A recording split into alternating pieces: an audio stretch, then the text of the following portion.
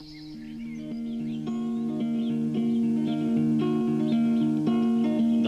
bruits sont tannantes, dan digi digi tal dar il dum dim dum digi digi ta dan. Les bruits sont tannantes, y'avait un prisonnier que personne ne va voir, dan digi digi tal dar il dum. Muy buenas noches, señoras, caballeros. Cuando uno cuenta la historia del mundo moderno, tiene cierta tendencia, por quienes han dominado la escritura de la historia, a pensar que estamos viviendo, ¿cómo decir?, la crónica épica del pueblo que se levanta contra la tiranía y gana. Bien, eso es verdad, pero no siempre el pueblo está donde uno cree. Y un ejemplo fantástico y trágico fue la Revolución Francesa y en concreto la insurrección popular contra la Revolución Francesa. Fue la guerra de los campesinos y pequeños nobles católicos, tradicionales, monárquicos en la región de la Vendée. Es muy importante porque fue el primer genocidio propiamente dicho y fue el primer genocidio que se hizo en nombre de la libertad, la igualdad y la fraternidad. Genocidio, sí. Fue de esta manera. La región de la Vendée, en el centro-oeste de Francia, a orillas del Atlántico, fue escenario en 1793 del alzamiento de todo un pueblo contra la Revolución Francesa.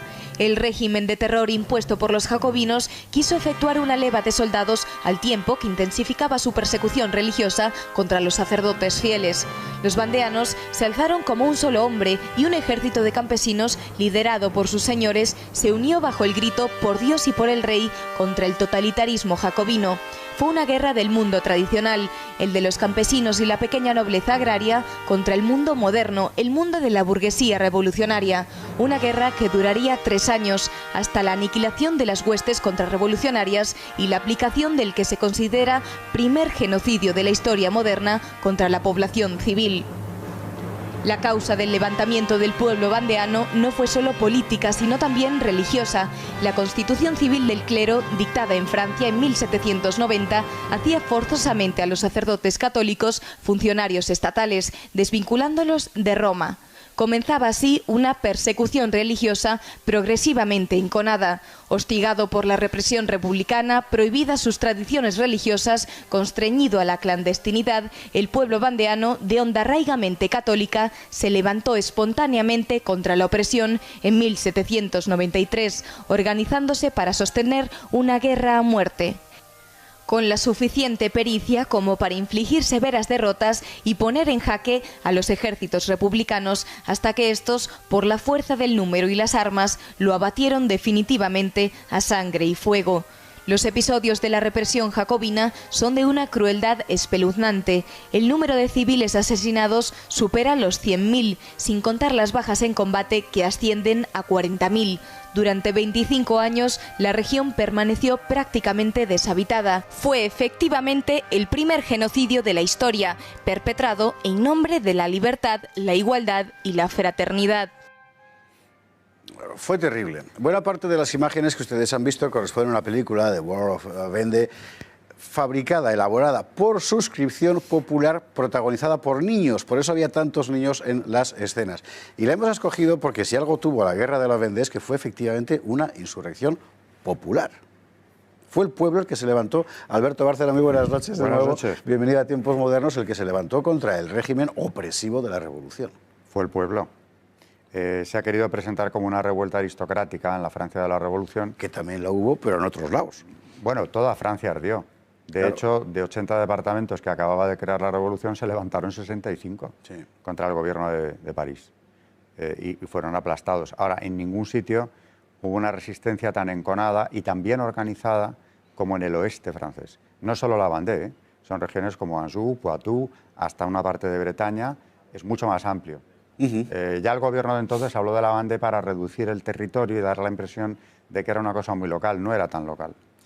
En el mapa que hemos visto antes aparecía con toda claridad todo el noroeste francés, las regiones más lejanas de la Bretaña, el Finisterre, etcétera, desde el punto de vista político apenas existían.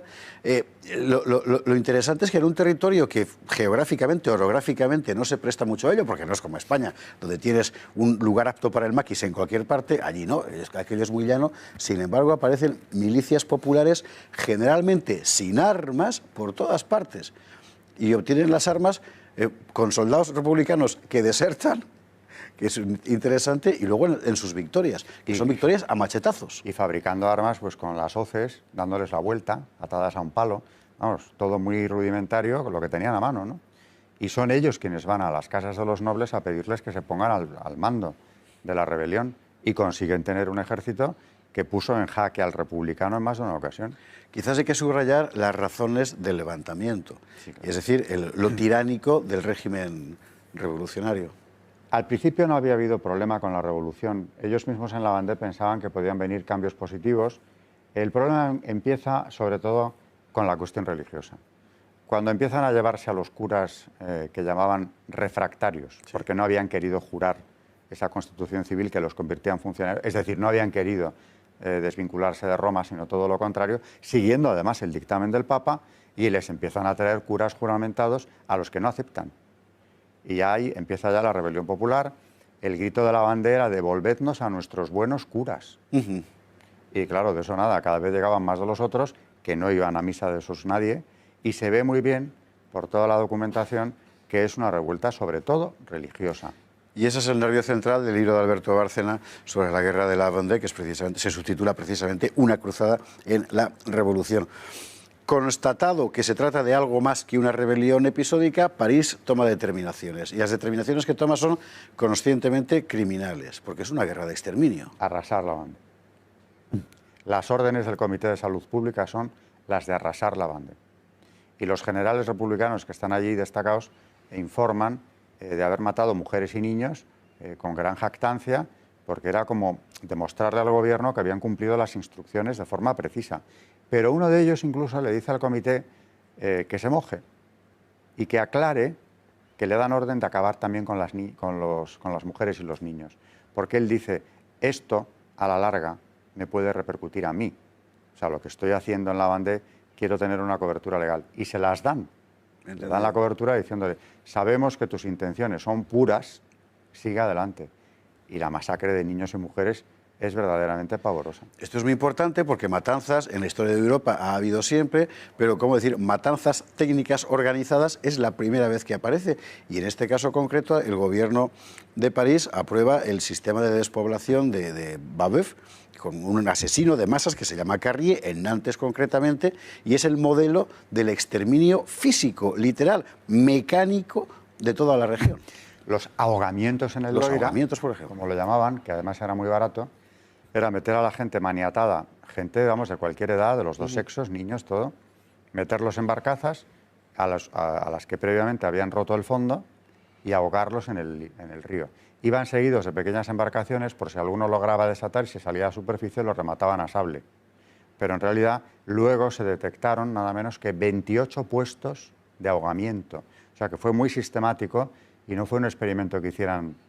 Por cierto, el primer experimento lo hicieron con sacerdotes, metiendo a 50 y tantos en una de aquellas barcazas, vieron que aquello funcionaba bastante bien, en poco tiempo se les había ahogado y siguieron matando gente, bueno, aparte de las barbaridades que se hicieron con la población.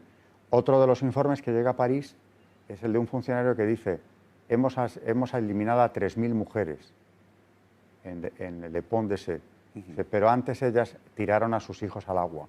Y eso impresiona porque dices, ¿qué futuro esperarían esas madres para sus hijos cuando antes de que se los quitaran hicieron esto?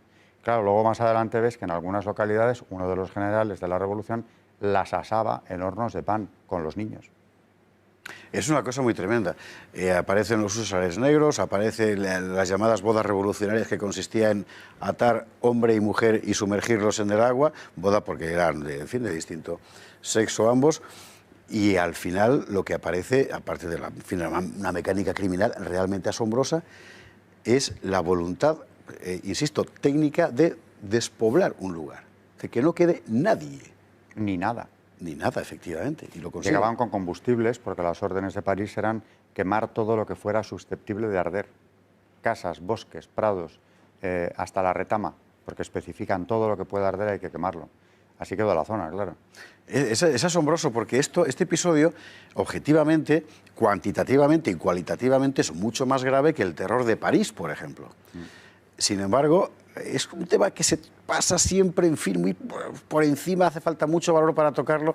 Incluso Gassot, que es un historiador, en fin, lo toca así de aquella manera, hay mucho miedo a contarlo. Todo cambia cuando un libro que a mí me ha sido fundamental, es la base del mío, una tesis doctoral de Reynal Césaire, Sí, sí, claro.